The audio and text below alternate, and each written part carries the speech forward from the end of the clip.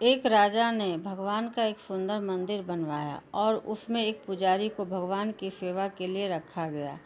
इस बात को बहुत समय बीत गया। अब राजा भी बूढ़ा हो गया था, लेकिन राजा का एक नियम था कि वह हर सुबह अपने सैनिकों के साथ फूलों की माला भेजता और पुजारी उस माला को भगवान श्री कृष्ण को अर्पित करता था। उसके बाद जब राजा भगवान के दर्शन के लिए आता तो पंडित जी भगवान के गले से माला उतारकर राजा के गले में डाल देते। यह लगभग रोज की बात थी। पुजारी बूढ़ा हो रहा था और राजा भी बूढ़ा हो रहा था। एक दिन राजा की तबीयत खराब होने पर राजा ने सिपाही के हाथों पुष्प माला भेजी और सिपाहियों से कहा कि पंडित जी को कह देना कि आज हमारी तबीयत ठीक नहीं है, आज हमारा इंतज़ार न करें क्योंकि हम आज नहीं आ पाएंगे। फिर सिपाही ने जाकर पुजारी को पुष्प माला दी और पंडित जी को सारी बात कह बताई। पंडित जी ने श्री कृष्ण को पुष्प माला अर्पित की तो पंडित जी ने सोचा कि इतने वर्ष हो गए, भगवान का यह हार हमेशा राजाओं ने पहना है, लेकिन मैंने खुद आज तक इसे कभी नहीं पहना है। तो आज इतने वर्षों के बाद मुझे भगवान के इस हार को धारण करने का अवसर मिला है। यह निश्चित रूप से भगवान की इच्छा है, इसलिए यह परंपरा थी कि भगवान के उस हार को कैसे छोड़ देंगे। इसलिए इस बार पंडित जी ने वह हार अपने गले में डाल लिया। तभी सिपाही दौड़ता हुआ आया और बोला कि राजा साहब मंदिर आ रहे हैं, क्योंकि वहाँ महाराज की तबीयत ठीक नहीं है। आप सारी तैयारी करके रखें। इतने सालों से चली आ रही परंपरा को राजा तोड़ना नहीं चाहता था, इसलिए वह मंदिर आने लगा। पंडित जी ने तुरंत गले से हार उतारकर भगवान को अर्पण कर दिया। पंडित जी ने क्या भूल की समझ नहीं आया। पंडित जी ने सोचा कि यदि राजा को पता चल गया तो वह उसे दंड देंगे। अब जब राजा आया तो प्रतिदिन की भांति पंडित जी ने भगवान के गले से हार उतारकर राजा को पहना दिया, लेकिन राजा की नज़र माला पर पड़ी। माला पर सफ़ेद बाल गिरे हुए थे और उन्होंने महसूस किया कि सफ़ेद बाल पुजारी के हैं।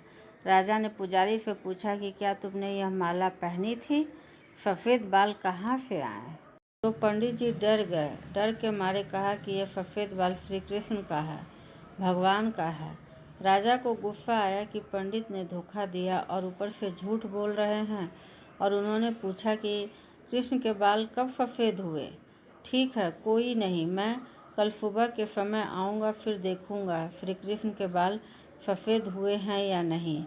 और यह याद रखना पंडित, अगर बाल सफ़ेद नहीं काले हुए तो इस फरेब के लिए तुम्हें फांसी पर लटका दिया जाएगा। राजा नाराज होकर चले गए और इधर पंडित जी को अपनी मृत्यु दिखाई देने लगी। उन्होंने भगवान कृष्ण को प्रणाम किया और कहा कि भगवान मुझे क्षमा करें, मुझे लोभ हुआ और सोचा यह कि माला मैं भी पहनूं।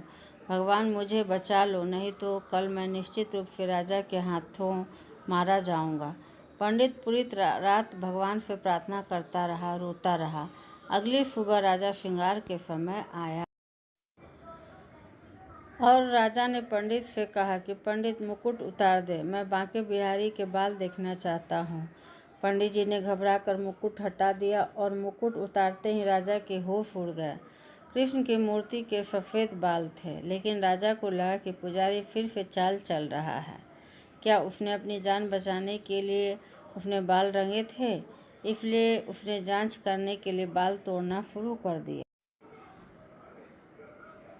और जैसे ही राजा ने बाल उखाड़े, मूर्ति से खून निकलने लगा। यह देखकर राजा भगवान के चरणों में गिर पड़ा और क्षमा मांगने लगा। भगवान मुझे क्षमा करें, मैंने बहुत बड़ा पाप किया है। मैं सही और गलत को भूलकर संदेह से इतना अंधा हो गया हूँ। तभी मूर्ति से आवाज़ आई, राजा आप मुझे केवल मूर्ति ही समझते हैं, इसलिए आज तक मैं केवल आपके लिए मूर्ति हूँ। लेकिन इस पुजारी ने मुझ में भगवान दिखा तो मुझे इसकी जान बचाने के लिए अपने बाल सफ़ेद करने पड़े। उसके बाद राजा को अपनी गलती का पछतावा हुआ, लेकिन अब कुछ नहीं किया जा सकता। इसलिए कहा जाता है कि पत्थर में भी ईश्वर होता है। यदि आप वास्तव में ईश्वर को देखना चाहते हैं तो आपको केवल महसूस करना है। परमेश्वर पर बिना शर्त विश्वास रखें और बिना किसी छल के अपना काम करते रहें। सर्वशक्तिमान आपको निश्चित रूप से अपना फल देंगे।